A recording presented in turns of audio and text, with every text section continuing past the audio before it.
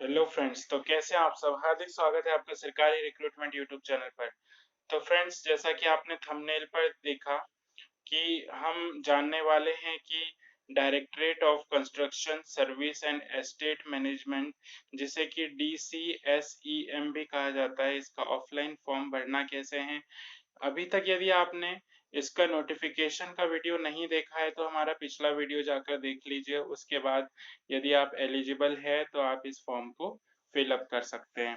तो आइए फ्रेंड्स, हम और आप मिलकर जानते हैं कि इस फॉर्म को भरना कैसे है। ठीक है, सबसे पहले यहाँ पर आपका फोटो लगाना है। ठीक है, एफएक्स फोटोग्राफ कैसा, यहाँ पर आपका साइन भी होना चाहिए। ठीक है फ्रेंड्स, और हमने पिछले वीडियो में बात करी थी कि ये जो फोटो है इसका बैकग्राउंड आपका जो है वाइट कलर का होना चाहिए। इस बात का ध्यान रखना, अगर वाइट बैकग्राउंड नहीं होगा तो आपका फॉर्म जो है रिजेक्ट कर दिया जाएगा।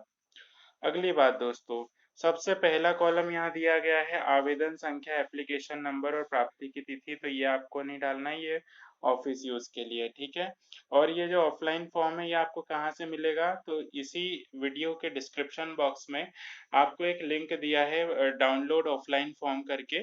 तो वहां से आप लोग उस पीडीएफ को डाउनलोड कीजिएगा और उस पीडीएफ का पेज नंबर 24 से लेकर के 35 तक आप लोग प्रिंट आउट लीजिएगा। उसमें सारे परफॉर्मा दिए गए हैं। हम लोग आगे बात करेंगे कि ओबीसी सर्टिफिकेट, ईडब्ल्यूएस या जो भी है, तो आप लोग को जो जो आपके काम की चीजें हैं वो सारी इसमें जो है अटैच करके देनी है। ठीक है, अब पोस्ट कोड संख्या, तो आप अपने पोस्ट ऑफिस में पूछ लेंगे। आपके रिस्पेक्टेड जो भी आपका पोस्ट ऑफिस है वहां से आपको पोस्ट कोड नंबर मिल जाएगा। आवेदित पद का नाम, फॉर एग्जांपल आप टेक्नीशियन के लिए अप्लाई कर रहे हैं तो यहाँ से आप टेक्नीशियन, ऑफिसर ये सब डालना पड़ेगा। आधार संख्या आपकी, आधार संख्या आ जाएगी। आधार नहीं है तो वोटर आईडी डालना पड़ेगा। इसके बाद में बड़े अक्षरों में आपका नाम, जो कि आपके 10वीं की मार्कशीट पे होगा वो, जैसे कि मेरा नाम रोशन है तो मैं रोशन डालूंगा। मेरा मिडिल नेम जो है दोस्तों, यहाँ पर आपका पूरा नाम डालना है रोशन कुमार मालवीय, जैसे मेरा नाम है। अगला जो है आपका फर्स्ट नेम यानी कि रोशन, फिर कुमार, देन फिर मालवीय। ठीक है, फिर आपके फादर का नाम, जो भी आपके फादर का नाम है, आपकी माता जी का नाम, राष्ट्रीयता में, नेशनलिटी में आप इंडियन डालेंगे। ठीक है, डेट ऑफ बर्थ में जो भी आपका डेट ऑफ बर्थ रहेगा वो डालना है आपको। मेल, फीमेल, ट्रांसजेंडर तो आप लोग कर लेंगे टिक। इसके बाद मैरिड है तो मैरिड, अनमैरिड है तो अनमैरिड। अब दोस्तों यहाँ पर एक बात आती है, जो मैरिड वीमेंस है तो वो लोग यहाँ पे फादर्स नेम की जगह अपने हस्बैंड का नाम डालेंगे। यहाँ पे वो एक कॉलम पेन से ऐसा कट कर सकते हैं, ब्लू या ब्लैक पेन से। यहाँ पर एक छोटा सा ऐसा बॉक्स बना करके हस्बैंड्स नेम डाल सकते हैं, अपने पति का नाम डाल सकते हैं। ठीक है, माता जी का नाम आपकी माता जी का ही डालना है आपको। इसके बाद में धर्म, रिलीजन में आप जो भी है, हिंदू, मुस्लिम, सिख, ईसाई, जो भी आपको डालना है, आपका धर्म की स्थिति डाल सकते हैं। फिर आप जिस भी SC ST OBC EWS या जनरल कैटेगरी से आते हैं तो वो, और इसके बाद में यदि लागू हो तो कृपया जाति जनजाति का नाम। अब यहाँ कैसे डालना है, फॉर एग्जाम्पल आप ओबीसी से आते हैं और ओबीसी आपके स्टेट में जो है सुनार मतलब आपकी जो उपजाति है वो सुनार है, और आप लोग एज पर द कॉन्स्टिट्यूशन आप लोग ओबीसी में आते हैं तो यहाँ पर आप डालोगे सुनार। यदि आप शर्मा हैं और आप पंडित हैं तो यहाँ पर डालोगे जनरल, और यहाँ पर डालोगे पंडित। ठीक है, जो भी आपकी कैटेगरी है।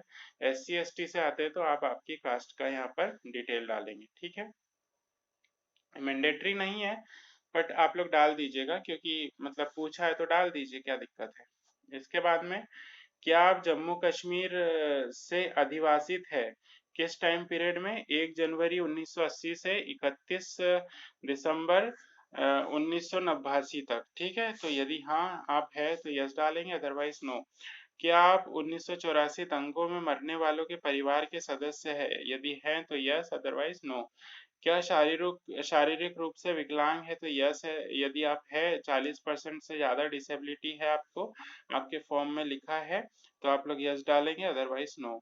विकलांगता का प्रतिशत आपको यहाँ पर लिखना है। फॉर एग्जाम्पल में यहाँ पर आप लोग 60% यदि कोई है तो 60% डाल सकते हो। इसके बाद में, क्या आप भूतपूर्व सैनिक है, तो भूतपूर्व सैनिक होंगे, यस डालोगे तो आपका जो भी ऑफिस है वहाँ की डिटेल आपको डालनी पड़ेगी। पोस्ट और प्रवेश की तिथि और कार्य मुक्त की तिथि। अगर नो है, यदि आप एक्स सर्विसमैन नहीं है तो आप सीधे सीधे नो डालोगे और इस कॉलम की जरूरत खत्म हो जाएगी यहाँ पर। ठीक है फ्रेंड्स, अगला जो है पता आपका।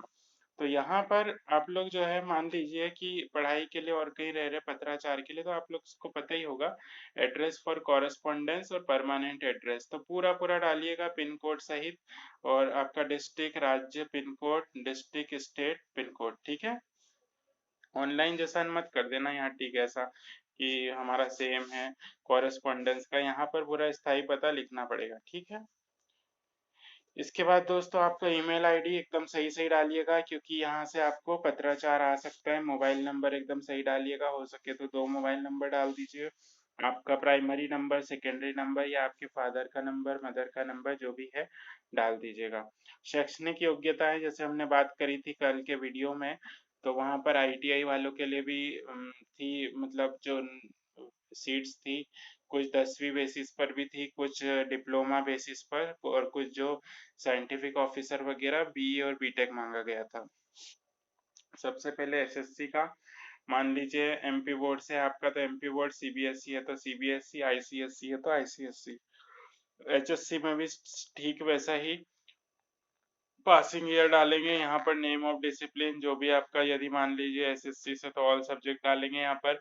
एचएससी में यदि मैथ्स रहा तो यहाँ पर मैथ्स डालोगे, अदरवाइज बायो रहा तो बायो, कॉमर्स रहा तो कॉमर्स। कितने परसेंटेज से पास हुए वो चीज, ठीक है। यहाँ पे क्या डालना है आपको, जितने में से नंबर आए आपके, फॉर एग्जांपल आपके आए 580 आउट ऑफ 600, वो डालोगे, परसेंटेज यहाँ डालोगे, और यहाँ पर एक साल, मतलब 10वीं आपकी एक साल में निकली, 12th में ये एक साल में निकली, आईटीआई 2 साल या एक साल जो भी है, एनसीटीबीटी का सर्टिफिकेट यहाँ पर, डिप्लोमा जैसे आपका 2 साल में हुआ तो 2 साल डालोगे यहाँ पर। ठीक है, और डिग्री आपकी बीटेक या बी 4 साल में होती है तो वो सब डालोगे। ठीक है, तो आप लोग पढ़े लिखे लोग हैं, ये सब आप लोग भर सकते हैं। ठीक है, इसके बाद भी आपको कोई डाउट है तो आप लोग पूछ सकते हैं। इसके अलावा यदि इन सब के अलावा आपके पास और कुछ है, मान लीजिए आपका एमबीए कंप्लीट है तो आप लोग एमबीए, मास्टर डिग्री, एमटेक जो भी है आपका, आप लोग यहाँ पे डाल सकते हैं। इसके बाद में यदि आप लोग फिर भी कोई पढ़ाई कर रहे हैं अभी वर्तमान में, तो वो यहाँ पे कोर्स डालेंगे आप लोग। ठीक है, ये सारा कुछ अगर नहीं कर रहे हैं तो यहाँ पे नो कर देंगे, तो इसका कोई वैल्यू नहीं रहेगा, इसका स्थान खत्म हो जाएगा। अब यहाँ पे वर्तमान रोजगार, मतलब यदि आप लोग पहले से आपको अनुभव है कहीं काम करने का, तो वो सारा एम्प्लॉयर का नाम, पोस्ट कौन सी थी आपकी, क्या वो प्राइवेट जॉब थी, ऑटोनोमस बॉडी थी, ऑटोनोमस मतलब नगर पालिका वगैरह, या कोई पीएसयू था, या गवर्नमेंट या सेंट्रल या स्टेट गवर्नमेंट की जॉब थी, कब से कब तक आपने काम किया, permanent, temporary address, nature of work और छोड़ने का कारण। ठीक है, ये सब डालना है आपको। नहीं भी डालेंगे तो भी चलेगा फ्रेंड्स, इसमें कोई वो नहीं है कि आपको डालना ही डालना है। वर्क एक्सपीरियंस ऐसा कहीं दिया नहीं है कि आपको वर्क एक्सपीरियंस की ज़रूरत है, बट यदि काम किया है तो आप लोग डाल सकते हो। कुछ पोस्ट में है वर्क एक्सपीरियंस, तो वहाँ आपको डालना पड़ेगा। अब यहाँ पे, क्या आप केंद्रीय, राज्य सरकार, किसी अन्य सार्वजनिक क्षेत्र के उपक्रम, स्वायत्त निकाय की सेवा करने हेतु किसी अनुबंध से बंधे हैं? तो किसी प्रकार का आपका कोई कॉन्ट्रेक्चुअल सर्विस चल रही है संविदा की, तो यस या नो। तो यदि सर्विस चल रही है आपकी ऐसी तो यस डालेंगे, अदरवाइज नो। इसके अलावा अगला कॉलम जो है, तो आपको क्या किसी पेंशन का लाभ या किसी भी प्रकार से भविष्य में किसी योजना का लाभ मिलने वाला है, जैसे कि defence, state government, public sector undertaking, autonomous body, pension, gratuity, ये सब अगर जैसे एक्स सर्विसमैन होते हैं तो उनको ग्रेचुइटी और ये सब मिलता है फ्रेंड्स। तो यदि आप लोग पहले से काम कर रहे हो और आपको कुछ मिलने वाला हो तो यस, अदरवाइज नो डाल दीजिएगा यहाँ पे। ठीक है, और कुछ डाउट हो तो बता दीजिएगा, मैं आपको कमेंट सेक्शन में सारों के जवाब दूंगा। इसके बाद में परमाणु ऊर्जा विभाग या इसकी संगठक इकाइयों में, यदि आप पहले से एटॉमिक एनर्जी डिपार्टमेंट में काम कर रहे हैं तो ये आपका नाम, संबंध, यूनिट इन विच एम्प्लॉयड और धारित पोस्ट, अगर नहीं कर रहे हैं तो ये छोड़ देना है। यहाँ पे क्या लिख दोगे, नो। ठीक है, इसके अलावा डिमांड ड्राफ्ट जो है, तो आपको डिमांड ड्राफ्ट का नंबर, डीडी नंबर और डेट और राशि जो भी है ये सब आपको डालनी है। इसके बाद में आपका घोषणा पत्र हो गया, आप जहाँ से बिलोंग करते हैं, स्थान, डेट और आपके हस्ताक्षर। इसके बाद में दोस्तों डिक्लेरेशन जो ओबीसी सर्टिफिकेट है वो उसका फॉर्मा दिया गया है यहाँ पर। आप यदि फ़ायदा उठा रहे हो ओबीसी सर्टिफिकेट का तो ये आपको भरना पड़ेगा। इसका आपको जेरॉक्स कॉपी लेके अटैच करना पड़ेगा फॉर्म को, ठीक है। एनेक्स्चर दिया गया है यहाँ पर ओबीसी का, ठीक है। इस फॉर्मेट में आपका ओबीसी सर्टिफिकेट होना चाहिए। ये कास्ट सर्टिफिकेट का हो गया आपका फॉर्मेट। ये सारे फॉर्मेट दिए गए हैं दोस्तों। ये डिसेबिलिटी सर्टिफिकेट हो गया, ये जो गवर्नमेंट हॉस्पिटल से बनता है, ठीक है। इसी फॉर्मेट में आपका लगता है और ये यहाँ पर पूरे सब डॉक्टर्स की साइन लग जाती है, यहाँ पर सील लगती है दोस्तों, सारा कुछ, ठीक है। यूडीआईडी कार्ड है तो वो भी आप लोग लगा सकते हो। यहाँ पर आपकी फोटो लग जाती है डिसेबिलिटी सर्टिफिकेट में। इसके बाद में ये वाला जो है directorate of construction service and estate ये मैनेजमेंट, तो ये जो आपका है क्या रहेगा, आपका जो रोल नंबर रहेगा ना दोस्तों, एडमिट कार्ड उसके लिए है। तो यहाँ पर आपको ही भर के भेजना है ये, ठीक है। वो सील साइन लगा के आपको भेज देंगे। नाम आपका, श्रेणी, आवेदन संख्या, ये वो लोग डालेंगे। इसके अलावा आवेदन पत्र में जो आपका एड्रेस है, ठीक है, यात्रा का विवरण, तो ये लोग आप डाल सकते हो, ठीक है। कहाँ से कहाँ तक आपको यात्रा, तो ये बात की बात है, ये अभी नहीं डालना आपको, ठीक है। किराए के रूप में बचत की गई, ये वाला आपको तो दोस्तों बाद में ये परफॉर्मा लगेगा, अभी इसको कुछ भी भरना नहीं है आपको, ठीक है। इसको आप लोग सिर्फ दिया गया है, ये आपको इसका प्रिंट आउट लेके भेजना भी नहीं है, और ये नहीं है दोस्तों, ठीक है। इसके बाद में दिया गया है ईडब्ल्यूएस का सर्टिफिकेट। तो इस फॉर्मेट में ईडब्ल्यूएस का आपको सर्टिफिकेट लगने वाला है। तो ये हो गई हमारे ऑफलाइन फॉर्म को कैसे भरना है उसकी बात। इसके बाद यदि आप किसी भी प्रकार का डाउट है तो कमेंट सेक्शन में बताइएगा, तो मैं सबके वहां से जवाब दूंगा। और अभी तक आपने पिछला वीडियो देखा नहीं है इसका, तो पिछला वीडियो जाकर चेक कर लीजिए। इसके नोटिफिकेशन का वीडियो है दोस्तों।